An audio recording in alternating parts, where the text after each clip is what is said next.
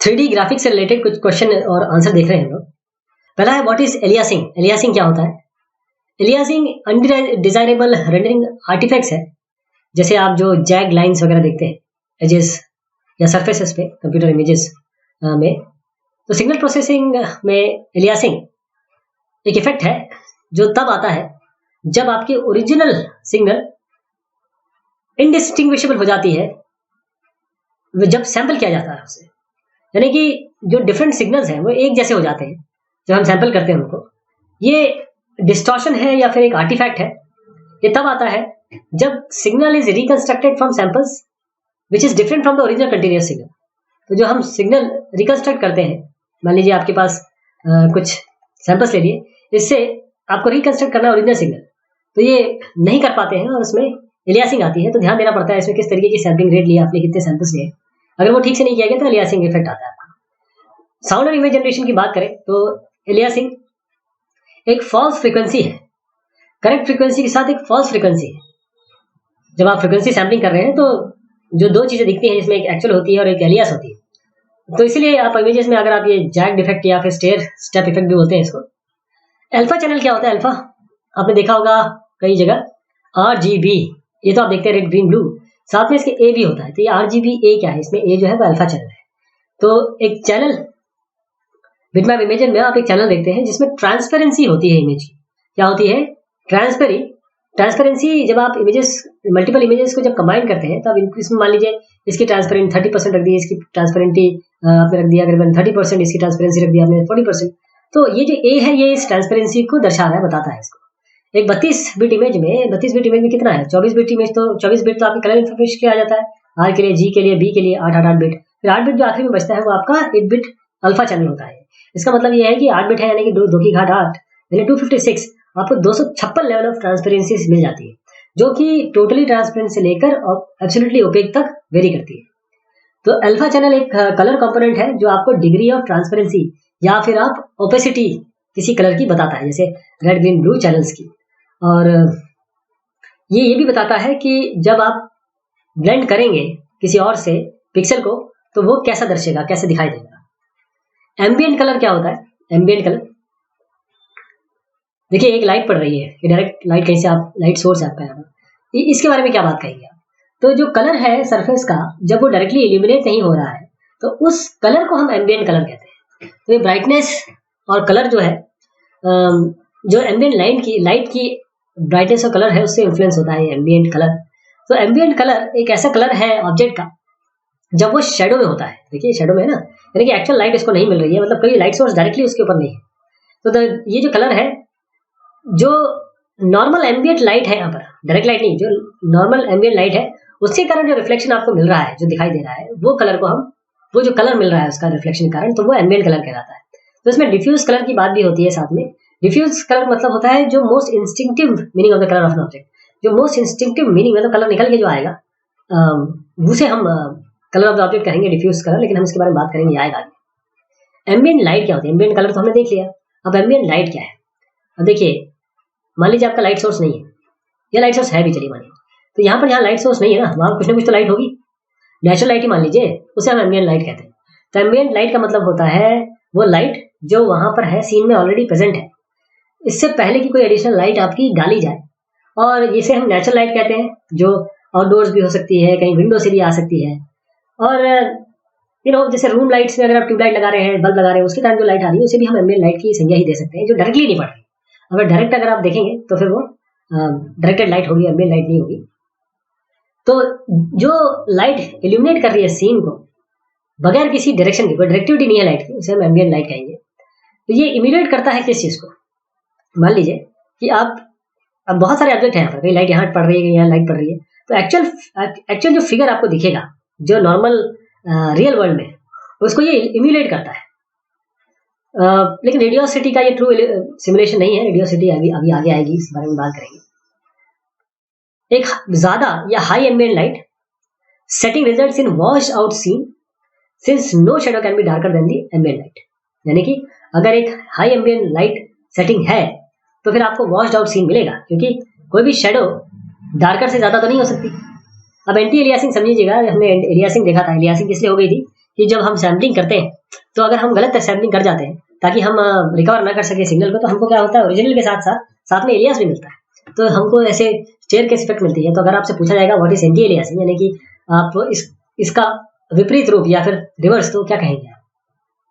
Computer graphic में anti aliasing एक software technique है ताकि ये जो जैगीज आपको दिख रहे हैं या स्टेयर स्टेप लाइक लाइन दिख रही है, इनको स्मूथ किया जा सके, ऐसे करके स्मूथ किया जा सके। तो आपको ये जैगीज कई जगह दिख सकती है ना, इसको आपको स्मूथ लाइन कैसे करेंगे, उसको हम एंटी एलियासिंग कहते हैं। तो एल्गोरिथम जो करेक्ट करता है इस जैग्ड या एलियासिंग को, उसे हम एंटी एलियासिंग कहते हैं। सबसे बढ़िया मेथड इसका है ब्लरिंग। अगर आप ब्लरिंग लगा दें, ब्लरिंग कर्नल इस पे लगा दें आपके इमेज पे, तो आपको एंटी एलियासिंग मिल जाएगा। और भी अच्छा मेथड है इसका सुपर सैम्पलिंग जिसे कहते हैं, ये भी एंटी एलियासिंग का ही तरीका है। एस्पेक्ट रेशियो क्या होता है? मान लीजिए मैं आपके सामने ऐसा फिगर बनाता हूँ या ऐसा स्क्रीन बनाता हूँ या ऐसा इमेज बनाता हूँ और एक ऐसा बनाता हूँ। आप जब मूवी हॉल में जाते हैं तो आपको कुछ इस तरीके से दिखता है, आप जब अपना सीआरटी मॉनिटर देखते हैं तो आपको जिस तरीके से दिखता है। तो ये एस्पेक्ट रेशियो, ये 4:3 है, ये 16:9 है, तो ये आपके अलग अलग एस्पेक्ट रेशियो है। तो जो प्रोपोर्शन है स्क्रीन के विड्थ का हाइट के साथ, विड्थ बाय हाइट, इसे ही हम एस्पेक्ट रेशियो कहते हैं। जैसे एनटीएससी वीडियो जो होते हैं उसका एस्पेक्ट रेशियो 4:3, जैसे आप यहाँ देख रहे हैं 1.3:1। और भी है आपके 16:9 है, जैसे 1.7:1 कहते हैं हाई डेफिनेशन वीडियो के लिए। वाइड स्क्रीन पे थिएट्रिकल हॉल, जैसे बोलते हैं ना इसमें इस एमएम का सिनेमा है, तो वो एमएम का जो सिनेमा होता है वो आपका एस्पेक्ट रेशियो ही बता रहे होते हैं। अच्छा, नंबर ऑफ पिक्सल एक इमेज में वो इंडिपेंडेंट होते हैं एस्पेक्ट रेशियो से, ध्यान दीजिएगा। बी स्प्लाइन क्या होता है, ये बड़ा इंपॉर्टेंट सवाल है। बी स्प्लाइन, बीजियर, ये अगर टेक्निकल आपका इंटरव्यू हो रहा है ग्राफिक्स में या टेक्निकली अगर आप एग्जाम में लिख रहे हैं, तो बी स्प्लाइन और बीजियर कर्व बहुत पूछा जाता है। तो बी स्प्लाइन क्या है, मैं पहले आपको यहाँ पढ़ने से पहले या फिर यहाँ समझाने से पहले मैं आपको समझाऊँ। ये देखिए एक फिगर देख रहे हैं आप, यहाँ पर आपका एक स्मूथ कर्व है, लेकिन ये जो स्मूथ कर्व है इसके लिए ये किससे डायरेक्ट हो रहा है, ये आपके देखिए अलग अलग ये वर्टेक्स जैसे चेंज होंगे ये आपका कर्व भी चेंज होगा, लेकिन स्मूथ रहेगा। तो बी स्प्लाइन या बेसिस स्प्लाइन, बी का मतलब होता है बेसिस स्प्लाइन, ये एक स्प्लाइन फंक्शन है दैट हैज मिनिमल सपोर्ट, जिसका सपोर्ट मतलब इसमें कोई जैसे डिग्री है, स्मूथनेस है या डोमेन पार्टीशन है, इसका सपोर्ट नहीं होता। और कोई भी स्प्लाइन फंक्शन जो कि किसी एक डिग्री का आपको दिया गया हो, उसको आप लीनियर कॉम्बिनेशन बी स्प्लाइन के लीनियर कॉम्बिनेशन से आप दर्शा सकते हैं। तो बी स्प्लाइन एक स्मूथ कंट्रोल्ड, एक स्मूथ कर्व कंट्रोल्ड है, जो स्मूथ कर्व आपको मिल रहा है जो कंट्रोल किया जा रहा है इन वर्टिसेस के कारण, 3 और मोर वर्टिसेस, 3 से ज्यादा, ध्यान दीजिएगा 3 से ज्यादा होना चाहिए, 3 और मोर, सीबीएस जिसे कह रहे हैं। तो बी स्प्लाइन हमेशा पहला और जो आखिरी सीवी है, यानी कि जो कंट्रोल वर्टिस है उनसे इंटरसेक्ट करेगा, लेकिन बाकी जो है उसे डायरेक्ट करेंगे, इसको कभी यू बनाएंगे कभी यू बनाएंगे, इसे बी स्प्लाइन कहते हैं। तो बीजियर क्या है, बीजियर देखिए, अब आप अगर इनको ना देखे केवल टेंजेंट ले लें, टेंजेंट के हिसाब से इसको वेरी करें, इसको कर्व को, तो बेजियर कर्व जो पैरामेट्रिक कर्व भी होता है, जो कंप्यूटर ग्राफिक्स और उसके से रिलेटेड फील्ड्स में बहुत यूज होता है। तो बेजियर कर्व से इसको बेजे कर्व भी बोलते हैं, मैं बेजियर ही बोलूंगा इसको, पहले से आदत है इसलिए, वरना इसको आप अगर आप शुरुआत कर रहे हैं तो बेजे बोलेंगे इसको, बेजियर कर्व। तो बेजियर कर्व जो जनरलाइजेशन है बेजियर कर्व का आगे के डायमेंशन में, उसे हम बेजियर सरफेस भी कहते हैं, और जिसमें बेजियर ट्रायंगल एक स्पेशल केस है। तो बेजियर एक तरीके का स्प्लाइन है, जैसे आपने अभी बी स्प्लाइन देखा ना, जो बेसिस स्प्लाइन था, ऐसी स्प्लाइन है या पैच है, जिसको एडजस्ट कैसे करते हैं, adjust uses adjustable tangent handles. ये जो आपके हैंडल्स है ना, ये टेंजेंट हैंडल्स है, ताकि ये कर्वेचर आप इसका जो कर्व है उसका कर्वेचर कंट्रोल कर सके नियर ईच कंट्रोल वर्टेक्स। अच्छा, ये पियर बीजीएस आपने बनाया था, रेनॉल्ट कंपनी के थे। बिटमैप क्या होता है, बिटमैप, अब देखिए जब जैसे ये बिटमैप होता है ना, तो बिटमैप का मतलब ये होता है कि आप सीधा आप सोचेंगे कि अरे ये तो माइक्रोसॉफ्ट की कोई जो बिटमैप इमेज जो होती थी माइक्रोसॉफ्ट की, वो उसकी बात हो रही है, लेकिन मैं इसको थोड़ा जनरलाइज करूंगा। बिटमैप का मतलब ये होता है कि एक रिप्रेजेंटेशन जिसमें एक या ज्यादा बिट से आप इंफॉर्मेशन को रिप्रेजेंट करते हैं, और खास तौर पे specially the information used to control the display of a computer screen, यानी जो इंफॉर्मेशन आपके कंप्यूटर स्क्रीन पे डिस्प्ले हो रही है उसे बिटमैप कहेंगे। अगर इसको मैं बहुत हल्के शब्दों में कहूँ, बहुत इजी शब्दों में कहूँ, तो एक स्टिल इमेज जो फिक्स पिक्सल्स के द्वारा आप दिखा सकते हैं, पिक्सल्स कुछ भी नहीं है, पिक्चर एलिमेंट्स है।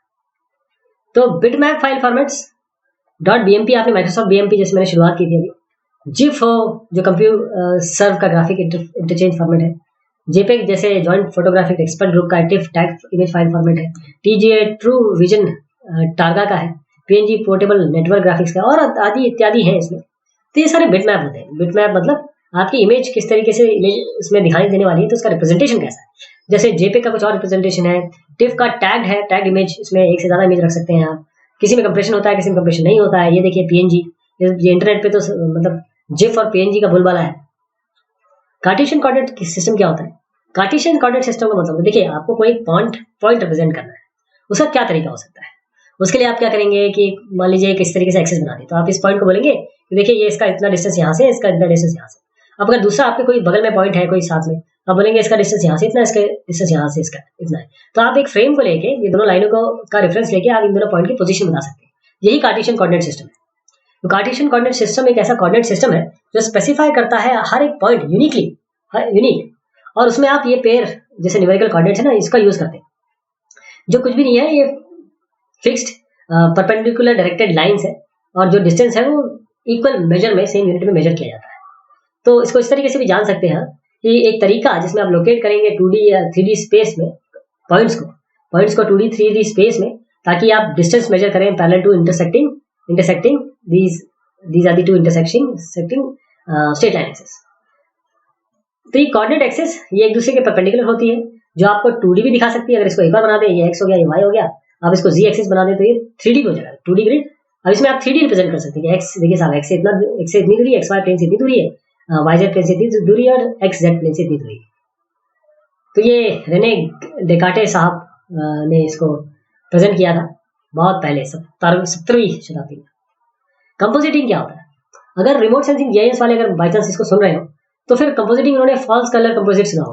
मान लीजिए आप, होता क्या था, ये आपके पास कुछ इमेजेस हैं, आप क्या करते हैं, बैंड्स हैं, अलग अलग बैंड, आप क्या करें, जैसे RGB और IR बैंड है आपके पास, तो आप RGB को कंबाइन कर सकते हैं, GBIR को कंबाइन कर सकते हैं। तो ये तीनों को जो कंबाइन कर रहे हैं, ये कंपोजिटिंग तो हो रही है, तरीके से कॉम्बिनेशन हो रहा है। तो कंपोजिटिंग का मतलब ये होता है कि आप कंबाइन कर रहे हैं विजुअल एलिमेंट्स को अलग अलग सोर्स से, जो सिंगल इमेजेस आई हैं, अलग अलग सिंगल इमेजेस आई हैं, उनको कंबाइन कर दिया, तो आपको कब कंबाइन करके एक इल्यूजन मिलता है कि आपको एक कंपोजिट इमेज मिल गई। तो इसमें इसको थोड़ा सा और मैं सरल शब्दों में बताऊं, तो दो या दो से ज्यादा इमेजेस को आप कंबाइन कर रहे हैं नए इमेज को बनाने में, उसे हम कंपोजिटिंग कहते हैं।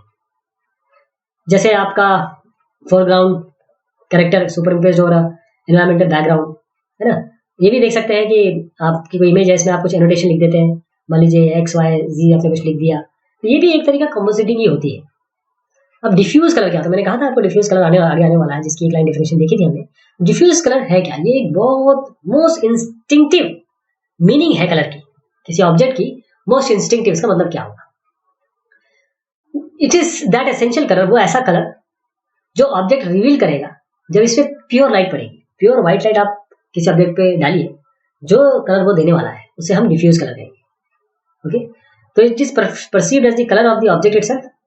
मतलब ये ऑब्जेक्ट का कलर है, ये कोई आप कहीं से रिफ्लेक्ट होकर जो कलर मिल रहा है वो नहीं है, ये एक्चुअल ऑब्जेक्ट का कलर है, अगर आप प्योर व्हाइट लाइट उसमें दे रहे हैं। जैसे आप रफ या मैट फिनिश सरफेस का जब कलर देखेंगे तो जो आता है वो डिफ्यूज कलर होता है।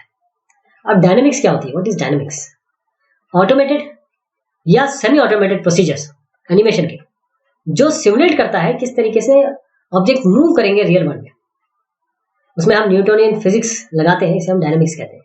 तो दो है इसमें, देखिए एक रिजिड बॉडी है, एक सॉफ्ट बॉडी डायनेमिक्स है। तो रिजिड बॉडी डायनेमिक्स क्या बताता है? ये बताता है कि how object respond to forces such as gravity and collision. Gravity और कोलिजन में ऑब्जेक्ट कैसे रिस्पॉन्ड करेगा, कैसे मूव करेगा।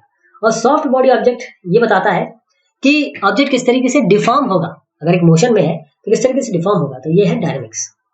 एज क्या होता है? EDGE। देखिए एज कई जगह बहुत अलग अलग जगह यूज होता है अलग इसी नाम से। अगर मैं ग्राफ की बात करूँ ना, तो ये वर्टेक्स है, एक अगर कंप्यूटर साइंस वाले सुन रहे हो उसे, तो अगर मैं इसको एक ग्राफ बनाऊं या ट्री बनाऊं तो इसको हम एज कहते थे, इसको हम एज कहते थे। बिल्कुल सेम एज इसी तरीके से समझ लीजिए आप कि जब हम एक मॉडल बनाएंगे 3D मॉडल, मैं इसको 3D मॉडल में तब्दील करता हूँ। चलिए ऐसे एक 3D मॉडल बन गया, तो ये 3D मॉडल में एक बाउंड्री, जो जैसे एक फेस हो गया, ये दूसरा फेस हो गया, इसके बीच में जो बाउंड्री देख रहे हैं ना आप, इसे हम एज कहेंगे। तो एज एक स्ट्रेट लाइन है जो दो वर्टेक्स को कनेक्ट करती है, और इसमें ये बाउंडेड है, जिसके इधर साइड में, दोनों साइड में फेसेस होंगे, इसे हम एज कहते हैं। इफेक्ट्स एनिमेशन क्या होता है? इफेक्ट्स एनिमेशन, इसकी क्या संज्ञा देंगे आप इफेक्ट्स एनिमेशन की? तो इफेक्ट्स एनिमेशन का मतलब ये होता है कि कोई भी animation which involves special visual effects rather than character animation और सिंपल ट्रांसफॉर्म एनिमेशन। तो अगर हम ट्रांसफॉर्म एनिमेशन नहीं ले रहे या कोई कैरेक्टर एनिमेशन नहीं ले रहे, कुछ हम स्पेशल विजुअल इफेक्ट लगा रहे हैं, तो उसे हम इफेक्ट एनिमेशन कहेंगे। जैसे पार्टिकल सिस्टम और डायनेमिक्स है, वो इफेक्ट एनिमेशन में आता है। एक्सप्रेशन क्या होता है? एक्सप्रेशन, और देखिए अगर मैं x माइनस वाई प्लस जी लिखता हूँ तो ये एक एक्सप्रेशन ही तो है, ये एक रिजल्ट देगा। तो एक मैथमेटिकल या कंप्यूटर प्रोग्रामिंग लैंग्वेज में आप देखें तो कोई अगर मैनिपुलेट करना है डेटा को या जनरेट करना है एनिमेशन को, तो उसके एक्सप्रेशन यूज होते हैं। जैसे पार्टिकल सिस्टम है, ये डिपेंड करते हैं एक्सप्रेशन पे, ताकि वो अपना बिहेवियर कंट्रोल कर सके। उनके बिहेवियर कैसे होगा, एक्सप्रेशन के हिसाब से जो वैल्यूज आएगी उस हिसाब से वो मूव करेगा। तो एक इक्वेशन ही है जिसमें आप वैल्यूज डालेंगे, उस हिसाब से अपने पैरामीटर एट्रीब्यूट चेंज करेगा। एक्सट्रूड क्या होता है? एक्सट्रूड इस तरीके से समझिए, मेरे पास ये है, मैं क्या करता हूँ इसको, या ऐसे कहीं से मैंने 3D को 2D में रेंडर किया है, अब मैं दोबारा इसको 3D में कन्वर्ट करना चाहता हूँ, तो कैसे करूँगा? थोड़ा इसको मैं बाहर ले आता हूँ। मैं इतना अच्छा मतलब मेरा ना हैंडराइटिंग अच्छी है ना मेरी ये अच्छी है, ड्राइंग अच्छी है, फिर मैं कोशिश कर रहा हूँ। तो देखिए कुछ 3D जैसा कुछ दिख रहा होगा आपको, तो ये एक्सट्रूड होता है, इसी को एक्सट्रूड कहते हैं। एक बहुत सरल प्रोसेस है ताकि आप 2D शेप्स को 3D में कन्वर्ट कर सकें, और बस 2D शेप को अगर हम 3D में दिखा सकें उसे हम एक्सट्रूड कहते हैं। तो इसमें होता क्या है कि जैसे मैंने क्या किया, इसको खींचा, तो यही है 2D शेप को हम परपेंडिकुलर खींच के ले आते हैं ओरिजिनल से और कनेक्ट कर देते हैं फिर उसके बाद ओरिजिनल को, ताकि एक क्लोज सरफेस बन जाए। इसे हम एक्सट्रूड कहते हैं। जैसे एक्सट्रूजन, अगर आप 3D लोगोज है, 2D टेक्स्ट शेप्स है, उनको देखते हैं ना एक्सट्रूड करना, वो आपको एक 3D इफेक्ट दिखाते हैं। फेस क्या होता है? Face, what is face? अब देखिए आप, मैंने कई जगह डायग्राम में बनाया, चलिए मैं दोबारा बना रहा हूँ इसको, बस आप समझ लीजिए ये एक फेस है, ये फेस है, ये एक फेस है। तो फेस एक रेंडरेबल 2D प्लेन को हम फेस कहते हैं। एक ट्रायंगल हो सकता है, जैसे आप टिन वगैरह की बात करें, ट्रायंगल इरेगुलर नेटवर्क या कोई भी मैश की बात करें, जैसे हम ट्रायंगल्स लेते हैं, क्योंकि हम 3D ग्राफिक्स में बेसिकली पॉइंट से रिप्रेजेंट करते हैं, उन पॉइंट को जोड़ देते हैं किसी ट्रायंगल फॉर्म में, पॉलीगन फॉर्म में। तो ये सिंपलेस्ट पॉसिबल 2D शेप है ट्रायंगल, इससे कम नहीं है, क्योंकि एक लाइन तो हो नहीं सकती, हमको कोई ना कोई ये लेना पड़ेगा। तो इस फेस का मतलब सिंपलेस्ट एक ट्रायंगल हो सकता है, और पॉलीगन है बेसिकली ये। फेस नॉर्मल क्या होता है? अब जरा मैं वापस जाऊँ तो क्या करता हूँ, मैं ये जो फेसेस है ना इसके ऊपर निकाल देता हूँ सेंटर से परपेंडिकुलर, इस फेस का परपेंडिकुलर, इस फेस का परपेंडिकुलर। तो ये जो फेस नॉर्मल देख रहे हैं ना आप, ये परपेंडिकुलर है। तो एक पॉलीगन नॉर्मल या सरफेस नॉर्मल भी बोलते हैं इसको। एक विजुअल इंडिकेशन है कि कौन सा जो साइड है वो फेस रेंडरेबल है। इस नॉर्मल से ही आप वो भी निकालते हैं कलर, कलर जैसे शेडिंग निकालते हैं, जैसे आपने ग्रू शेडिंग और फ्लैट और फॉर्म शेडिंग सुनी होगी, वो सब इस नॉर्मल से ही होती है। तो दिखाते कैसे इसको, एक फेस है उससे जो परपेंडिकुलर निकल के आ रहा है बाहर। एक वन साइडेड सरफेस के लिए अगर नॉर्मल है जो pointed away from the camera है, तो ये फेस रेंडर नहीं होगा। तो ये हमने बात की कुछ क्वेश्चंस की। बेसिकली मैंने आपको वो क्वेश्चंस बताए, शब्द बताए, डेफिनेशंस बताई, और उसके आगे क्या क्या और उसमें जोड़ सकते हैं ताकि आप उसको समझ सकें अच्छे से। और भी लेंगे इसको, तब तक के लिए शुक्रिया, मेहरबानी।